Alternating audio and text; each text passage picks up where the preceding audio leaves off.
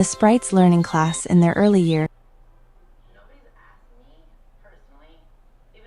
Hello, I'm Annie Elise, and I am writing stories until I get published. Here's a story about a fairy named Frog. This part 1. The barracks. One Frog is a fairy. He comes from a family of mystic shamans. They were magic fairy goblins, of course. He was born with a flame that, if lit, would destroy the destiny of all mankind. His magic is like liquid metal, but he does not know that yet. He will soon find that out later in this story. Or should I say his story? Frog is a handsome, more beautiful fairy that no one can describe. Only a child could make his existence real. He has bright red hair that waves in the sunlight like magic fire, green eyes, and a body built to fight in the fairyland. But his skin is dark green like the forest, making him better at hiding when trouble comes. The fairyland is a jungle that glows in the bright sun. The greenery shines bright by its glow. The jungle surrounds the great and powerful tree of mystical crystals.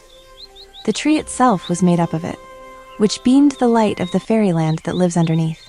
Life for Frog goes at a slower pace than for a human. If he were human, which I don't think is possible because he has no feeling of pain, no sense of time. Frog, by the likeness of a lake, stared at nothing but his chessboard that had walking players on its surface. As if the game bore his mind, he studied his hand movements, contemplating his game strategy with a clone of himself. The sunlight shone in his face as it went over the horizon, making the green trees reflect against the lake. He turned around, looking at the ground below. The grass, like the purest diamond, glowed in the sunlight. He noticed, as he stood up, the beauty of the land that surrounded him. Travon, his friend from Sprite School. He grew up with Travon. He hasn't been separated from him ever since he met him the first day of Wishes class. His mom, who is of nature, is the reason this land is here today. He is the son of Mother Nature itself. Frog noticed that he was watching him. Hey, what are you doing? Frog knelt against a leaf for the view of the lake, which was above the majestic wave of the fairyland, a faraway destined kingdom of magic arts, where fairies of every kind came to learn the art of fairy magic. As you would fly in the light of magic, you would glisten in the wet, misty air, laughter coming from every direction, almost like you would walk into the middle of a snowball fight. Travon walks up further, even closer, with a smile on his face. Compliments of the king. Just kidding, Travon said, laughing a little. Frog met Travon in the Sprites learning class in their early years. They were only sprites then. Frog remembers looking back now, Travon, and he would race back and forth through the glowing spirits forest, flying above the killer elves and the ever-changing seasons surrounding them every which way. Once they flew into the autumn field, they would let themselves fall into a pile of leaves, laughing together. Frog saw his arms were crossed so casually as he saw Frog get off the leaf he was on. Hey, Travon, what's up? You doing all right? Why have you come? Is Isabella okay? I mean, I know that the fairy weaver can be unpredictable. The fairy weaver is cruel. She has threatened a few other weavers with death. Frog said so casually, shrugging it off. But he was still worried for Travon's sister. He watched Travon's face. Trivial as it was, Travon showed no concern for his sister. Standing up, Travon said, his arm outstretched, a small smile flickering across his lips. The fairy weaver has threatened the fairies that weave the wheel of time for eternity because if one messes up, the whole universe will be gone. We would not exist.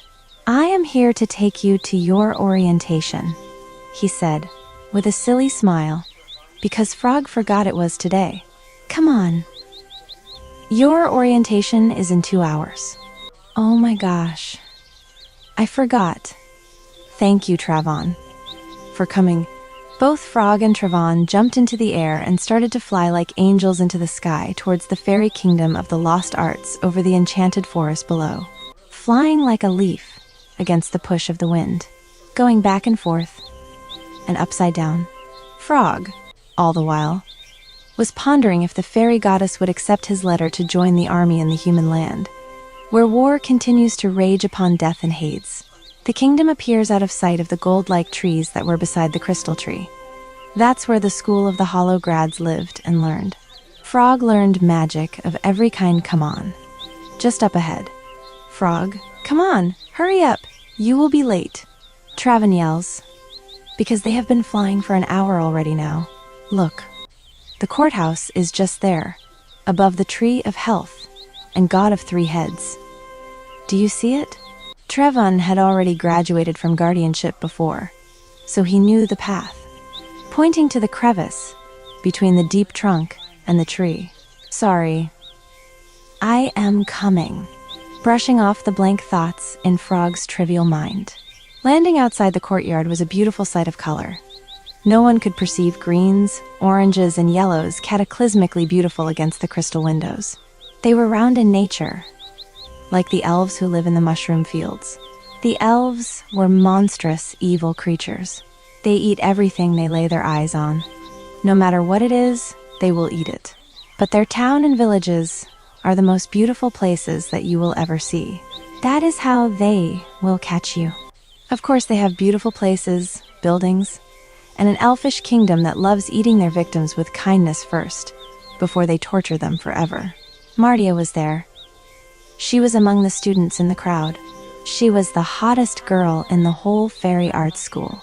Frog had been dreaming of being her lover ever since he laid eyes on her in secondary arts.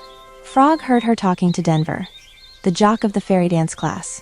The centaur family was spoon-fed. A bunch of spoiled little beasts. I freaking hate him. Frog thought, I can't believe Mardia is hanging out with Denver. Oh my gosh. Look at him. Travan wasn't paying attention, so Frog had to punch him with his elbow. What? Oh yeah. What the hell? Why is she with him? Are they like dating or something? He said. I don't know, but what the hell? I had a crush on her, you know? Travan laughed. Come on, Frog. You don't have game. You are too shy to even try to ask her out. Frog's face said it all. Hey, what the hell? Fine. Whatever. I will see you later. I am going to be late. I'd better get in line. Frog runs off to the line of wannabe guardians of the guild. Okay, bud. See you after, Travan said under his breath. He looks around, thinking to himself, he has his life ahead of him. Why did I not tell him? Oh God. Why did I not tell him? The human land is destroyed and desolate, with no fairies in sight. Travan's troop was killed. He was the only one who made it out alive. He had to wipe himself clean and put on a fake smile. So, no one will be concerned because if anyone found out, every fairy within the fairyland would storm to the land of death on its own.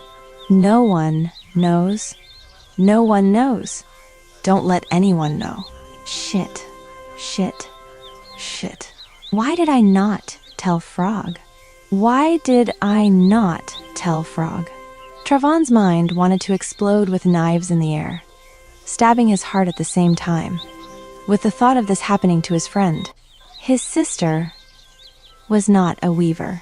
She was a warrior for the king. A boy, an orphaned boy, was made king of the land of Hollow.